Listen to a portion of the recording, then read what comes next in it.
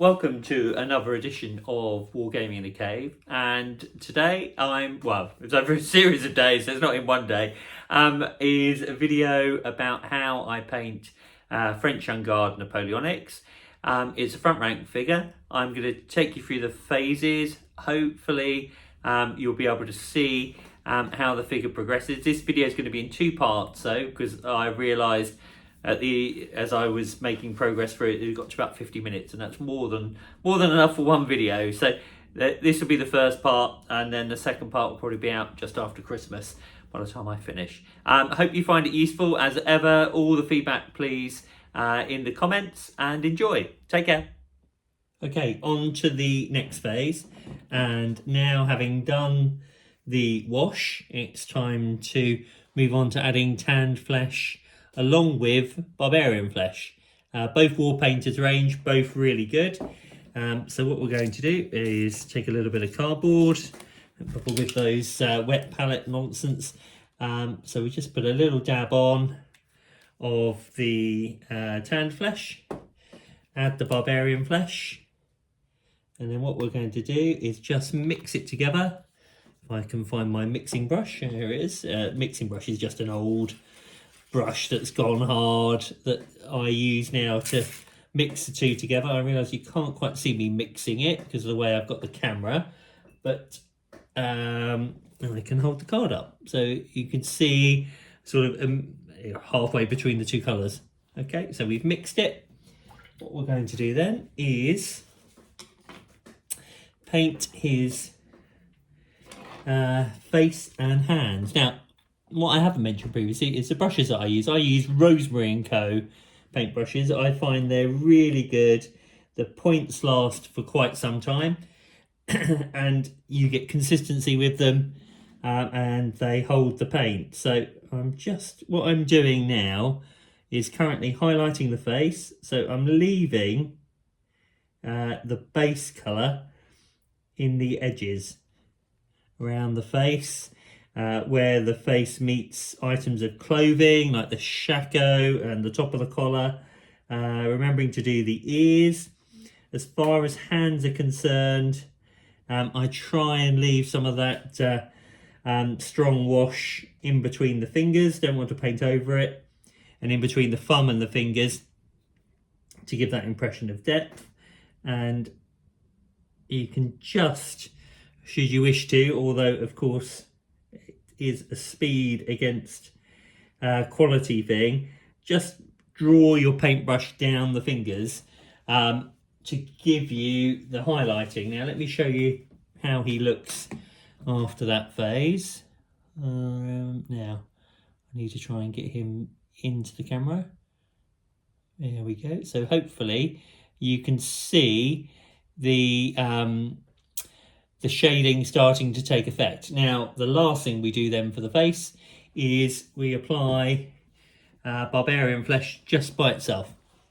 So, give it a shake. The great thing about the War Painter bottles is that they have a little ball bearing in them which agitates the paint and means you get a pretty good flow out of them. Occasionally they'll dry up at the top, which is where I use a cocktail stick to unblock them. But again, like I said, since I've started using them, I've been very impressed with them. Now with this, you're just highlighting the chin, the cheeks, the edge of the nose, the tops of the hands, the tops of the thumb, really just giving that little highlight to your hands, the hands on the figure. So, and then that is pretty much it. Now you can take it further. You can look to paint the lips. Now,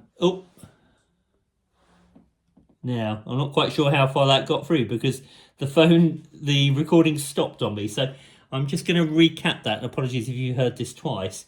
What I've just done is I've added some barbarian flesh. I have then highlighted the faces and hands, really just touching the tip of the nose, the cheeks, the tops of the hands, the thumb, just literally a highlight.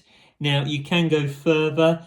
Should you wish to, if you can see the lips, you can paint the lips of a sort of a turquoisey red. Obviously, you don't want gloss red; they're not actors on a stage. And you could try and paint the eyes, but I'm painting a unit of 36 figures.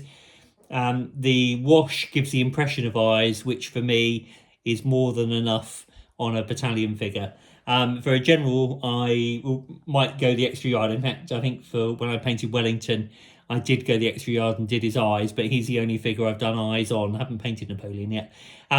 So that's how I do faces and hands. On to the next phase, which for this chap will be his shakos and boots. Okay, so we have completed his face and hands. Bring him back up. And it's now time to switch to black.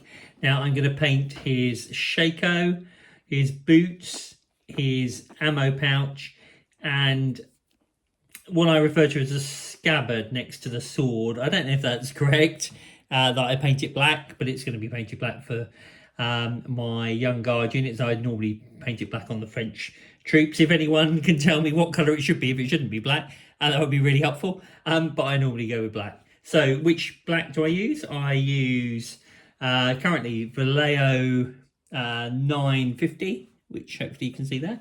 Very good paint. I haven't tried the War Paints Fanatics equivalent yet. I'm gradually getting round to giving them a go. And what I'm going to do is take my brush, try not to paint myself, because that's not really very helpful, and show you that's the next stage. So he is here. Make sure I can, hopefully you can see what I'm doing. Yeah.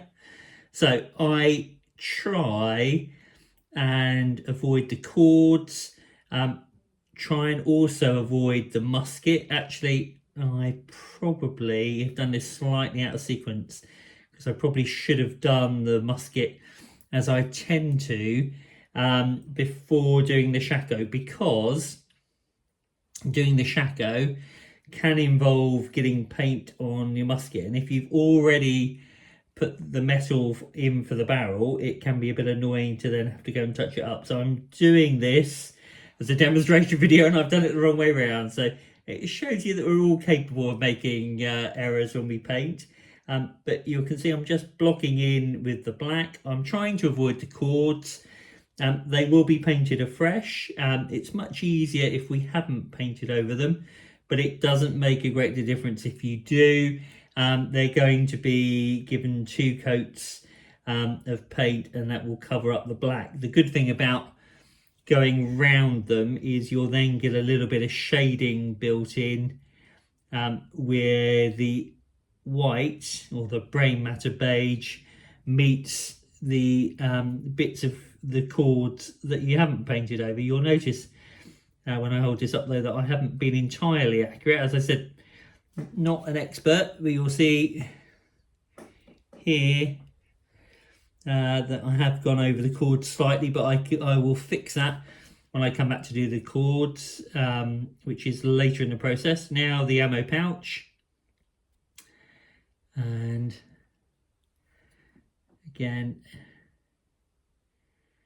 I paint the eagle because it's easy enough just to highlight it, or just dab on some bronze so that that can stand out on your figures. And now done the ammo pouch, time for the scabbard, just like that. And we are literally just block painting at this stage. There's no fine detail. I'm using an old #1 brush, which means it's still got a point, but it's not suitable anymore for fine detail work. And now for his boots, I will switch to a #2 brush if I can find it. It should be here. Where's it gone? Here it is. #2, because the boots are obviously a slightly bigger area to cover, so it's easier to do it with a slightly bigger brush. If you go on the cover on the base, it doesn't make a huge deal of difference because you'll be painting the base later. try and be really neat though around where the boot meets the trousers, because again, just like on the cord, you can tidy it up later on. It's not a problem, but it saves you time. And the other thing is, if you leave it neatly, it again will give you a little bit of shading, which all goes to give you figure depth when you see them on the table and when they look en masse. Perhaps the best way of doing it, which is what perhaps should be showing you rather than this, is to do it, because normally I'd be painting 6 or 7 figures at a time, or even a whole battalion. What I do is do the main areas, block them in with the 2, which hopefully you can see there, and then as you need to get closer to the line, switch back to your 1 and just go in a few strokes and tidy it up. That way it's nice and neat, and you don't have to do any tidying up remedial work later on. There we go. So, and next we will be highlighting, oh sorry, I should put him back on his pot so you can see him. So next we will be highlighting the areas in black, and then progressing on from there to some more vibrant colours. And I'm just ready, I'll finish there, ready for the next step. Okay, next up we are going to be highlighting our areas that we've just painted black. Let me just remind you how he's looking. So we're just going to highlight those areas with the Jello 995, which I use routinely for highlighting black. Let's give it a shake and get some out. One of the other things I should have mentioned probably is that it's important to record how you paint figures, because there's nothing more frustrating than painting figures, coming to paint another unit and then going, oh, how did I do that? And nothing more frustrating than making sure you've got the right brush either. So let's make sure I've got that. And still not quite. Here we go. So what we're going to be doing is literally highlighting the black areas. Now, again, we need to try and be neat. We need to try and avoid going over the cords when we're going around the shako. And what I'm going to do is a similar technique as to when I painted the black on, in that I'm highlighting large areas to begin with a bigger brush, and I'll come back and do the detail. Now you'll notice that I've missed a bit there. So again, not perfect, but it's okay because it's the rear of the boot, and the fact that I've just painted it all 995 is fine. Because no one will notice a difference. And so we've highlighted the main areas, and I'm just now going to go back with a smaller brush. This is where it becomes efficient to paint a lot of figures at the same time, because changing brushes, it will just slow you down. So there we go, we're just highlighting areas of black that we've done earlier round on the peak, and you can see why I should be doing, and if you're following this along, you should be highlighting or dealing with the metal of the barrel first, because the black is very close to, or the boot, the shaker rather, you get my words out, is very close to the musket barrel. Right, okay, so once you've done that, it's time to move on to the metal. Now, it's another shout out to Yorkshire Gamer for recommending this Tinny Tin. It's an excellent paint, useful for undercoating or base coat effectively for all metals, and I use it routinely now underneath gunmetal and bronze, because it helps give the metal paint a nice base. So what we're going to be doing here is firstly we're going to paint the barrel like this, the musket rings along the barrel like so. Now I'm being a bit neater with this one because you're going to have to paint the sides of the musket. We're going to do that brown, and we'll do that shortly. But we also don't want this metal paint running onto the areas that we've painted black. That's why I should have done it the other way around. But there we go. One of those things. You can learn from my mistake. So we've done the musket rings. Don't forget to do the barrel and the trigger. What I'm painting now. Don't bother about buttons or anything like that, because we'll have to come back and do them separately. I'm now highlighting the sword this soldier is carrying, along with the sword handle. There we go. Hopefully you can see that.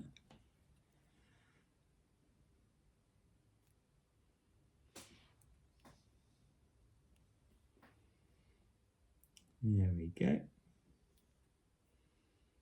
Right, so done the sword handle, and we also need to do the shako straps, because I paint mine with a bronze effect to give them the gold look, but obviously slightly tarnished, and also the metal plate on his shako. Actually, it's not a metal plate because he's a young guard, it's an eagle. So, but again, that needs to be done with tinny tin to give it a good base.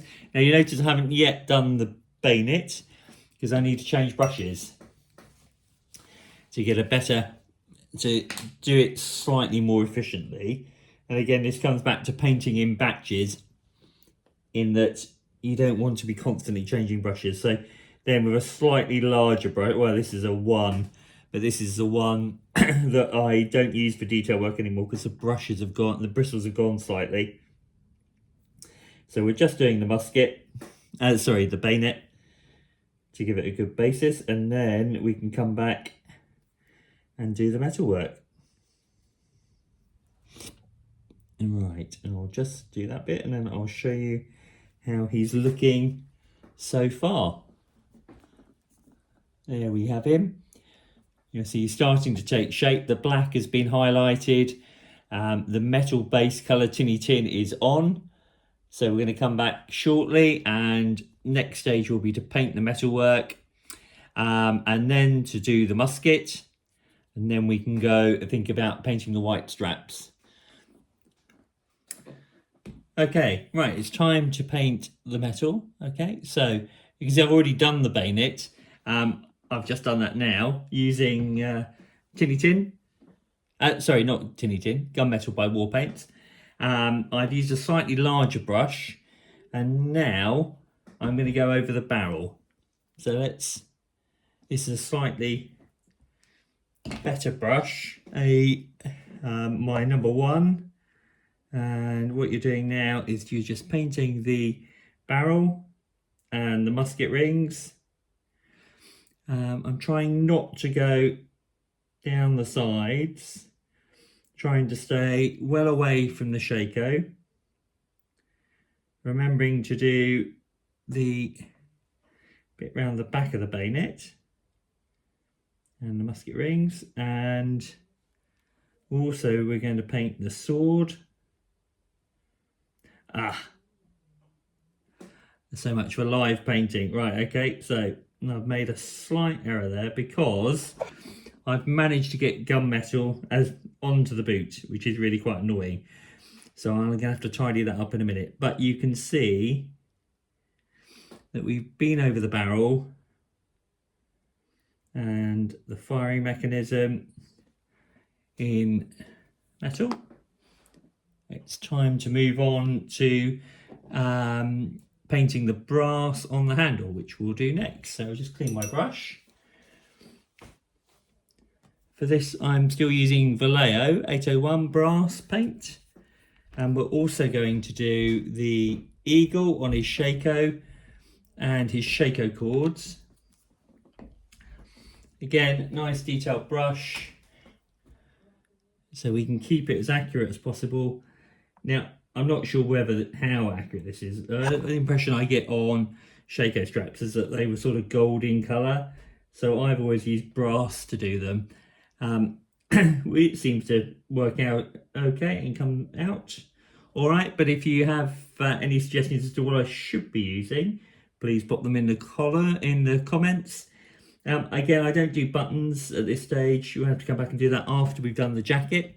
I have just done his eagle, and I am just going to do his sword handle, just like this, trying to avoid going over the straps that are on his handle, because they're going to be painted white very shortly, and we don't want to have to go over the brass. And also the eagle on the ammo pouch. An eagle, yeah. There we go. Right. So we've done him. Let's show you how he's looking. Hopefully you can see him starting to come together. All right. Time to move on to the musket. And for this, I use Foundry musket 72B. So this one, I'm literally going to paint the musket. It's also good for hair, this colour. I'm not going to use the colour at this moment to do his hair. I'm just literally going to paint his musket, which we're doing now. Yeah, as you can see, we're trying to be as accurate as possible. We're missing his hands. Like that. And we're trying to miss the barrel that we've just painted. And this is why we do the Shako normally afterwards, because you'll see you have to get in close to paint the musket barrel. And it's definitely easier to do the Shako second. So a bit of a mistake on my part. Not the first you'll notice in painting this figure.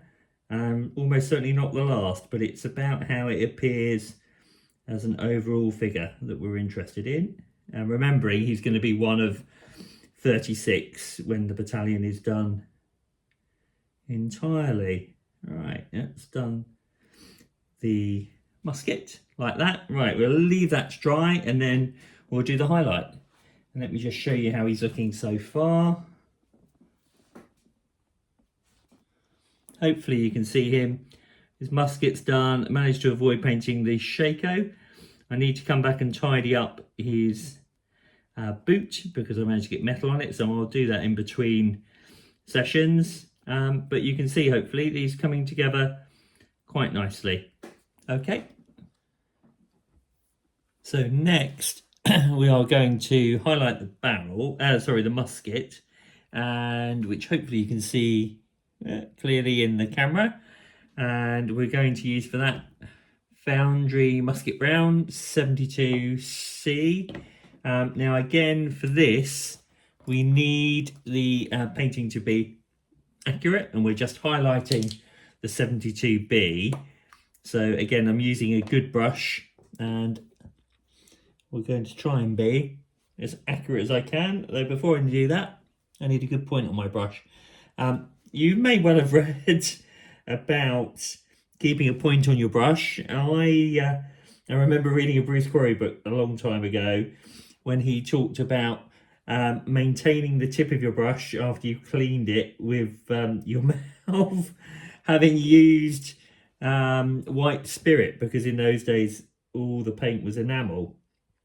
Now thankfully these days, by and large, I paint with acrylics, but even so I still bring the brush back to a point by putting it in my mouth. I know I probably shouldn't, but it hasn't done me any harm. My family may say otherwise. But anyway, you keep the brush to a good point, along with it being necessary then, or allowing you rather, to paint neatly up to the edges. And now the tricky bit, and I can't quite do it. Oh, I can. There we go. Is painting the stock on the musket having already done the shake out, and that's why I strongly advise doing the barrel first. But there we go, we've done his musket. Now we're on to the what used to be the difficult phase, painting white on Napoleonic figures. That is until I discovered War Paint Fanatics, and Brain Matter Beige is what I said I primed them with right at the beginning. Now the great thing about priming it with that is that now when I come to paint the trousers and all the straps, I'm painting the same colour, which means the paint will take very nicely, the white will look hopefully very good, and you avoid the chalky effect that you can sometimes get with white. I've been painting for a long time and I haven't found a better way of painting white.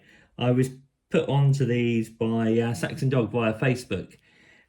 He said give these a go because his whites are very impressive, and since then I've been using it all the time and it works really well. The wash over the top gives them a bit of depth, and then when you paint your white, remember this is just the first colour. I'm going to put matte white over the top as the highlight, but these will come up really nicely, as hopefully you will see once I've done it. Now you're painting the straps, you need to try and do these as neatly as possible, so that's why, back to using your best brush, I'm using a number 1 to pick the straps out and make sure they're done as neatly as possible.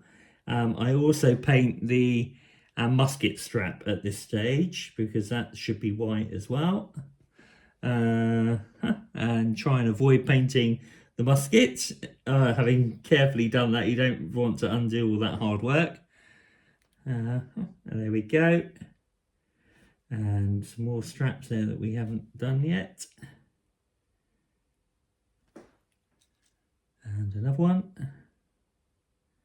and you can see he's starting to take shape. There we go, and that one there.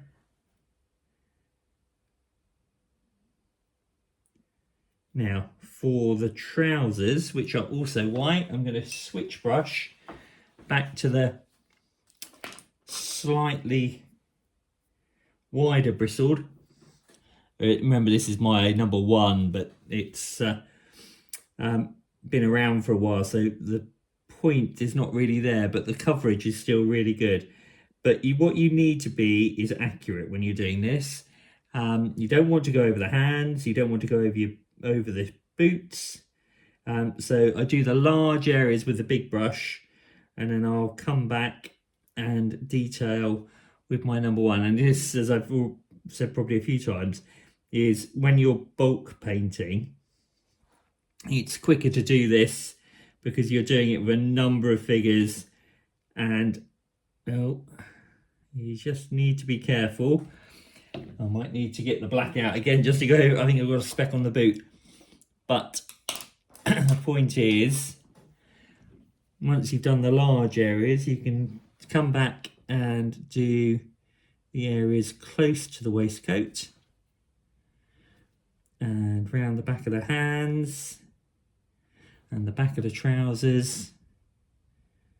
Again, you're doing these nice and neatly, hopefully, and then crisp lines where the trousers meet the boot. If you can, leave a little bit of the black wash in there, that will give you the depth. And there we have it, we've done his trousers. Now I just need to check that I know the plume needs to be white, and I'm just going to check the cords. Always have your reference material close to hand, and the cords are indeed also white, so let's do that while we're here. And we're just picking the cords out, and now this does need to be neat.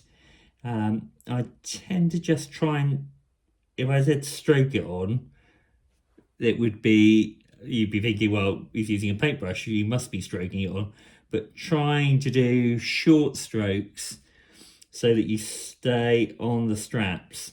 Now, you can come back and tidy up afterwards if you do get a little bit over. Any other colour on black obviously stands out quite a bit.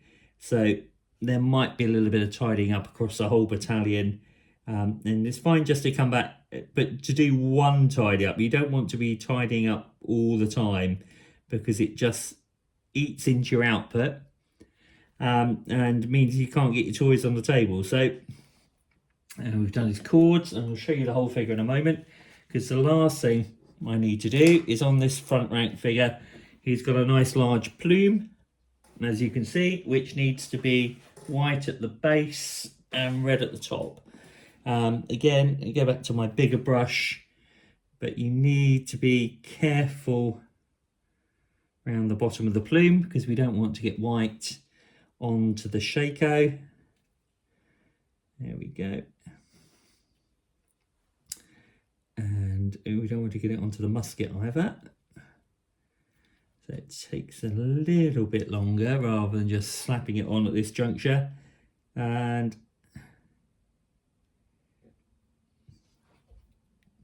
there we go, pretty much. I'm just going to come back with a fine brush just to do the bit at the bottom.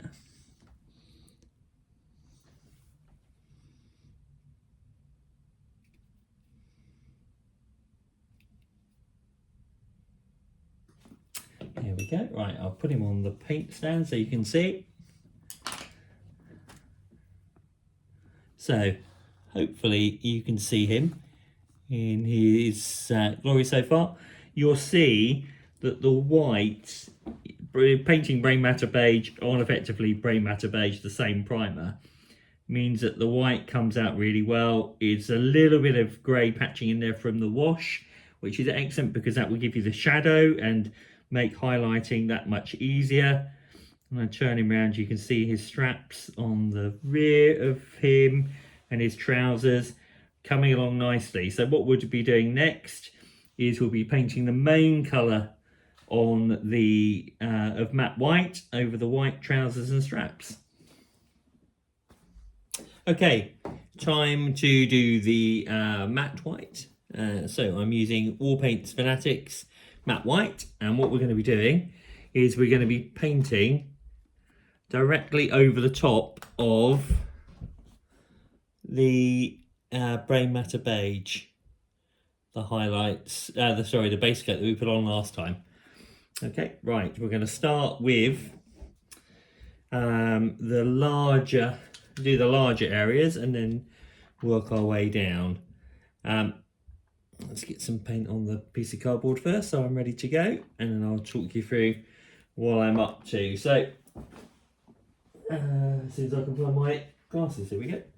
Right, so okay, so first up are the trousers. Now you've got a chance to leave some highlights in here from the both the wash and the Brain Matter Beige, and what I would suggest you do, you'll find some grey areas occur as a result, and you want to leave them in the creases of the trousers. Now I'm using my area brush, for want of a better description, and I'm being as neat as I can, avoiding going on the boots and being careful near the sword. I've just managed to put my brush into some black paint, so I just need to clean my brush. There we go. Right, and I'm also doing the plume. Again, stroking it on, doing it carefully, keeping away from the shako. Just going over the base coat, careful around the musket.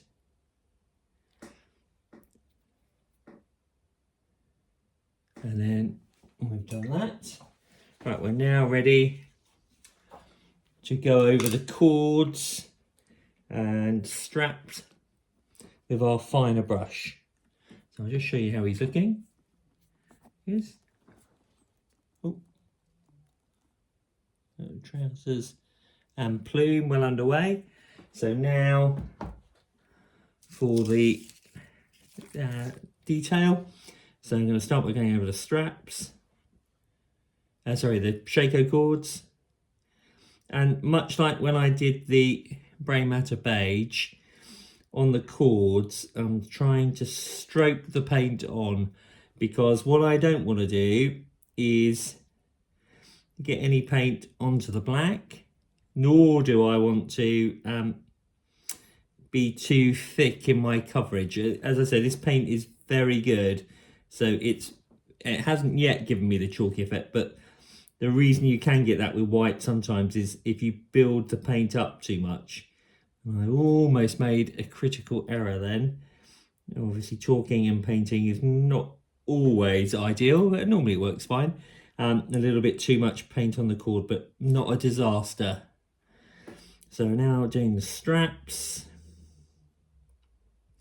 You can see I rotate the fig around to make it easier to paint the straps, etc. And that's why I find having the figure on the bottle top works really well, because I can just manipulate him to where I need him under the light, and off we go. So that's his shoulder straps done. And now the musket strap. Like that again, being careful. We don't want anything on the musket or the Shako. Now you'll notice that we're going to have some small gaps between the white straps to do when we come to putting on the uniform. Now that may result in little bits of blue appearing on the white. Well, we haven't quite finished with white even once we've done this, because we've got straps to do on his rucksack, and I suspect they'll be strapped around his cuffs. So that means that it's a good opportunity to touch up any white, which is a compromise for doing the straps first. So there we go, we've done the white. Hopefully you can see him. Coming along very nicely, I think. Just rotate him round. So next will be collars and cuffs. Okay, so the next phase is we're going to paint the red on the figure. There he is so far. Using my Osprey book, I am going to be painting his cuffs, his collars, his epaulets, and the top of his plume red. To do that, for the base colour, I'm going to be using Burnt Red by Pro Acryl. I found these to be really good for red. Red, like yellow, is a difficult colour to paint, and I found this to be really good. That said, I shall be trying War Paints Fanatics, but for the time being, this is my red of choice. So let's make a start. Okay, so we're going to start with putting my glasses back on, which would help. I'm going to start with do the bulk areas for the red first. Now for this figure, that's the top of the plume, and I'm using my old one brush, because remember that's the one that doesn't have a point. Has quite decent coverage though, and still allows me to be accurate, because at this point, having got the white on, having done the musket, the last thing you want to be doing is getting any red or the base colour onto those other areas, because it will just involve having to go back and tidy up, because it will be so prominent that even on a battalion it will probably stand out, and if you're doing it like me, you'll want to go back and tidy it up. So this is a point to start being careful. You'll see the top of his plume. Now again, as you'll see, the bottle top allows me to angle the figure so that, because I find it easier to stroke the brush in the same direction, in the same way, the way I'm holding it, and that's easier to manipulate the figure around on the bottle top so that I can get into the difficult places to paint. So there you can see I've done his top of his plume, done for his cuffs and collars. Now I've switched to my more detailed brush, put that out of the way. So I'm going to start with his cuffs. Now the thing I like about front rank figures is their cuffs are normally nicely defined, and this one is no different. The wash from that we put over the top of the white, the nun oil, has run nicely into the fold between the cuffs and the collars. So if you can then follow it, as I'm just about able to do, then you get that impression of depth. Now I've just moved on. I work from one side of the figure to the other, so I've done his epaulets and now I'm on to his collar.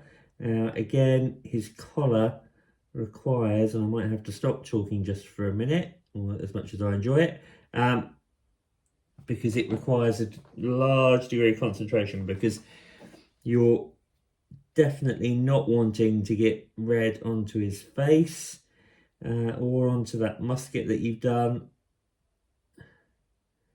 or the shako straps. So I've just about done it without needing to do any overpaint, and then we'll come down and do the other side of the figure. So epaulets on the other side.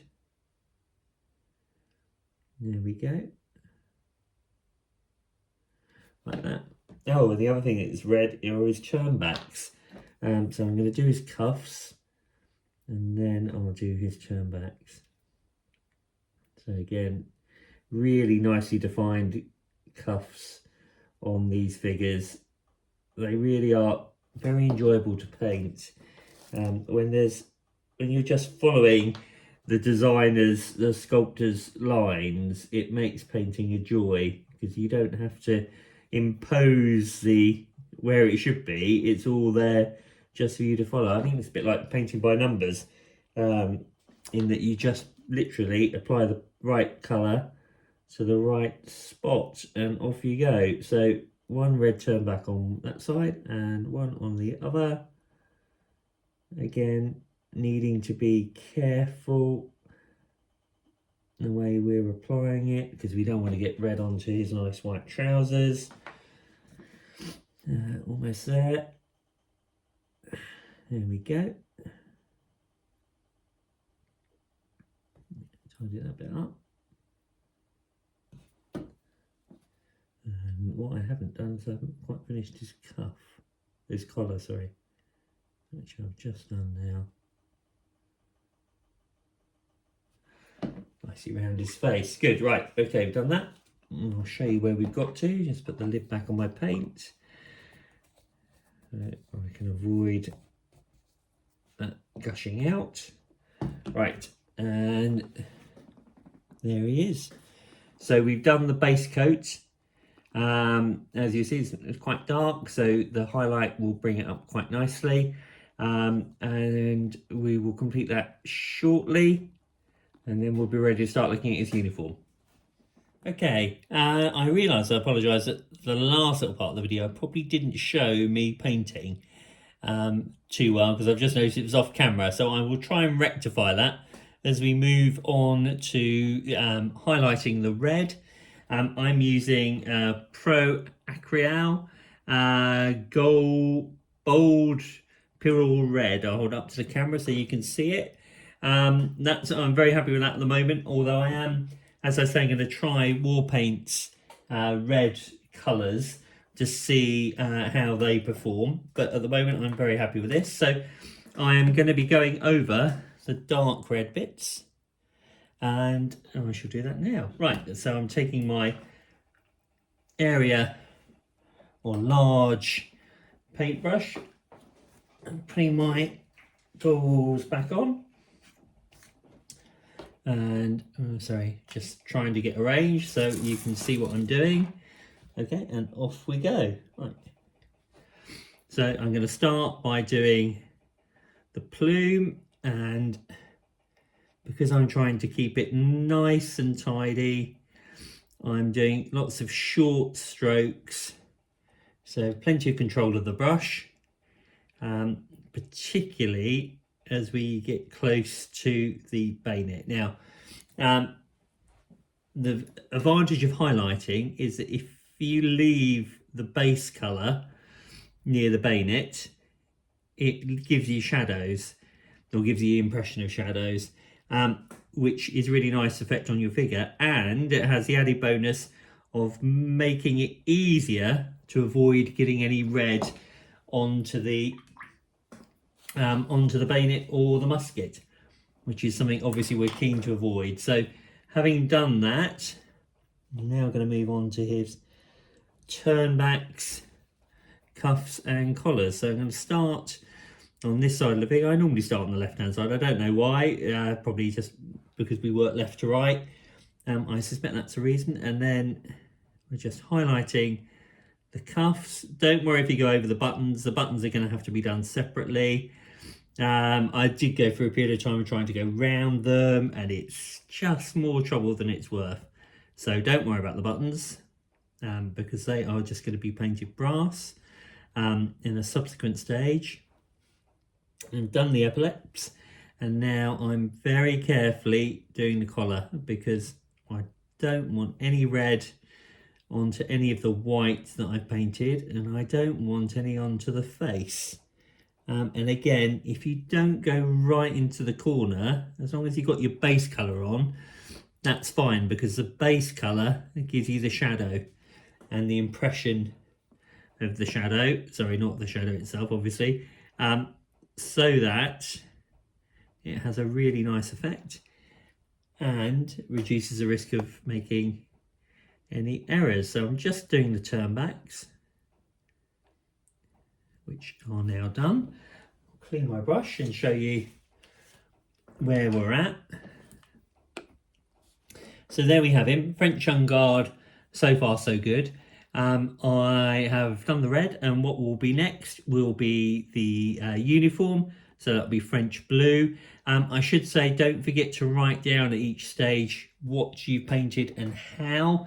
I've just reminded myself I need to update my notes, so I should be doing those. And then see if I can find a way of uploading a document so you can see how that works. Something to think about for the next video. And talking of videos, I'm going to bring this video to a halt. I realise it's been going on for probably the best part of 45-50 minutes. And if you're still listening, well done. You've not got too bored. But if I carry on and do the whole figure in one take, the video will probably be getting on for about an hour and a half, which is far too long. So I'm going to bring this video to an end. This will be part one of painting a French Young Guard, which hopefully you found useful. And part two will be along very shortly. And sorry, what I should have also added is, don't forget, any comments in the bottom, any questions, please put them below and I will do my best to answer them. And thank you for watching Wargaming in the Cave.